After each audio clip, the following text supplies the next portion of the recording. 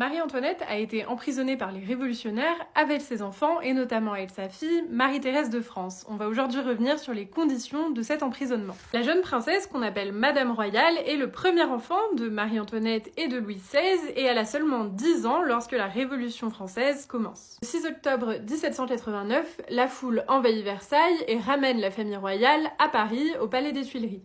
2 ans après, elle accompagne ses parents dans la tentative de fuite qui va échouer et où ils vont être ramenés fissa à Paris. Marie-Thérèse a 14 ans lorsqu'elle est emprisonnée avec sa mère, son frère et sa tante à la prison du Temple. À partir de 1792, les événements vont vraiment commencer à s'enchaîner. Ils vont être déplacés à la conciergerie après la décapitation de Louis XVI et petit à petit, elle est placée chez sa tante et elle ne sait pas ce que devient sa mère. Elle est également séparée de son frère qui est confié à un précepteur révolutionnaire. En 1794, la tante de Marie-Thérèse est également guillotinée. Finalement, la jeune fille ne sait pas ce qu'il advient de son frère, de sa tante et de sa mère, et elle est laissée complètement seule. Son emprisonnement va commencer à s'améliorer suite à 2 morts. D'abord celle de Robespierre, qui permet d'alléger ses conditions d'incarcération, et puis celle tragique de son petit frère, qui a seulement 10 ans, meurt probablement de la tuberculose. La disparition de ce très jeune garçon émeut beaucoup et va permettre à la presse notamment